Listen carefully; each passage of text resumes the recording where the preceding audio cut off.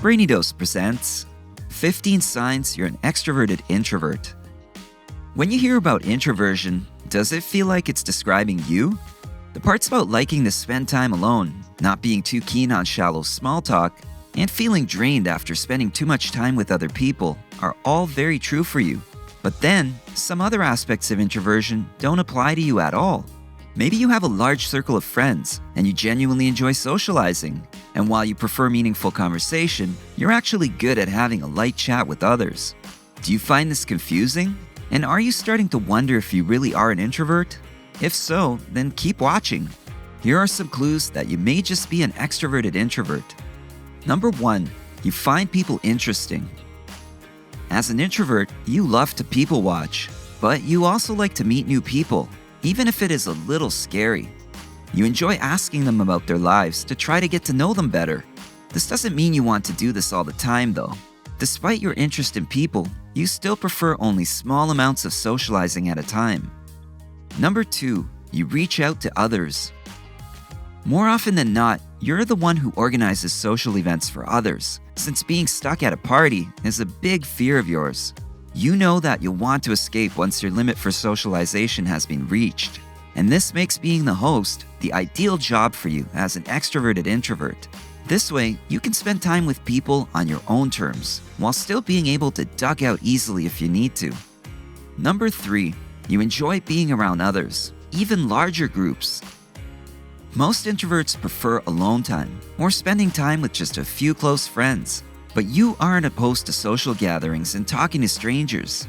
However, unlike most extroverts, you can only handle this for so long, and once you've reached your limit, you'll feel depleted. This doesn't mean you're having a bad time, your batteries just run out.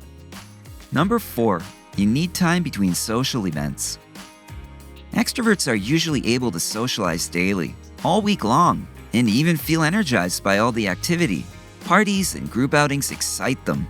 As an extroverted introvert, you may like the idea of a party-filled lifestyle, but the reality of it would leave you wishing to be anywhere else.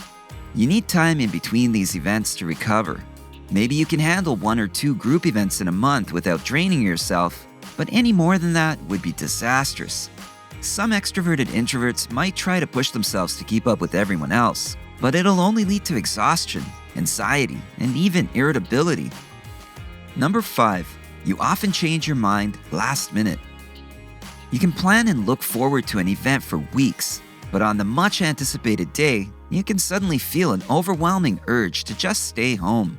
Even thinking about getting ready to go out makes you feel anxious, despite how much you were looking forward to it. It can be hard to explain the sudden change of heart to your extroverted friends, but you're just not sure whether you'll be able to endure the stimulation. Number 6, you make connections, but they don't always last. You meet people you like while socializing, and you intend to stay in touch. But once you return to your daily life, you don't try and make an effort to do so. It's not that you're rude or trying to break the promise intentionally, but you know how much time and effort it will take to build the kind of deep relationship you want. Anything superficial isn't attractive to you, so you tend to just reach out to your already established friends. Of course, there can be exceptions to this when you connect with someone on a deeper level right away. You'll want to really engage with them, and this kind of meaningful conversation encourages you to put in the effort to keep building on the connection. Number 7, you find certain social settings better than others. A get-together at someone's house is fine, but an event somewhere noisy and crowded is a whole different ballgame.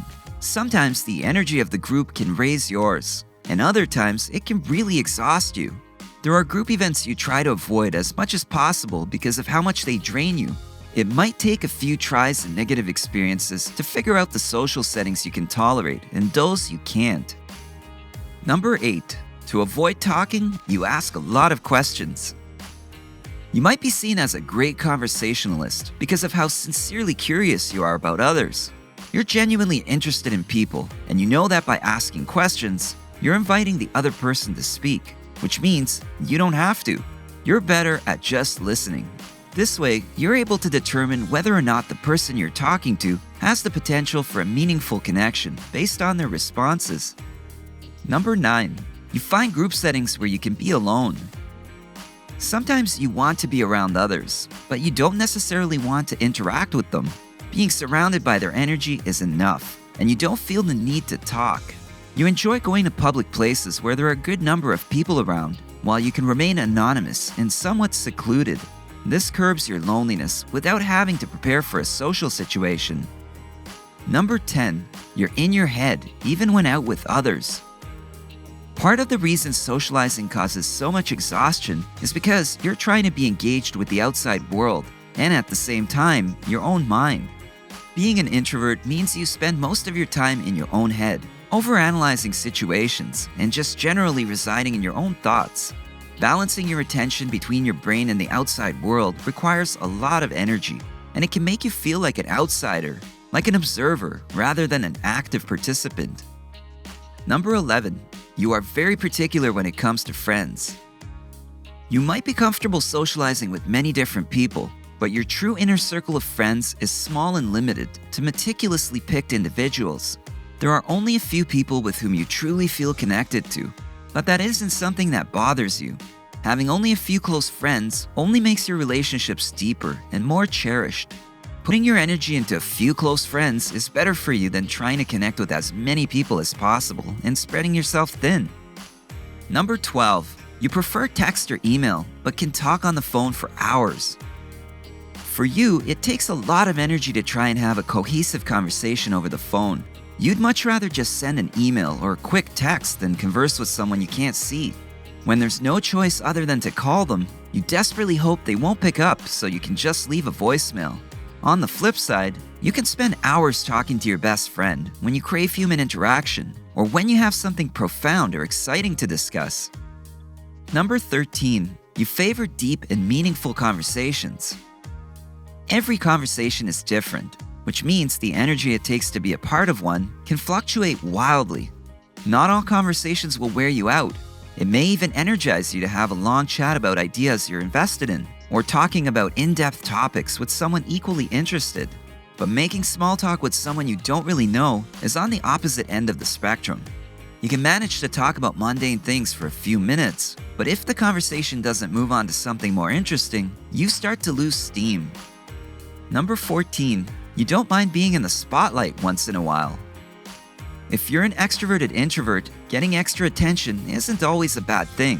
You may even enjoy getting attention for something you're passionate about. Maybe it's getting a little extra praise for a job well done, or recognition for some important work you accomplished. You know that not all attention is bad, but a little will go a long way. Number 15. Others often think you're an extrovert. People who don't know you well may confuse you for an extrovert. You have enough social skills that you can handle yourself, and you work hard to make sure everyone around is comfortable. The leadership skills you've developed make you seem very confident in social situations. Behind closed doors, however, you might be incredibly overwhelmed, something your close friends who've known you for a while are aware of. If you're an extroverted introvert, it's smart to have someone close by who knows you well, so they can recognize when it's time for you to go. Even with all of these signs, you must keep in mind there's no right or wrong way to experience introversion. We all act introverted sometimes and extroverted at others. You can be an introvert while having an outgoing personality. It's all about understanding what you need to be able to function in your daily life and doing whatever makes you feel comfortable, whether that's being the life of the party one day or curling up in your bed with a good book the next. So, are you an extroverted introvert? If so, what is the best or worst part about it? Share your thoughts in comments below.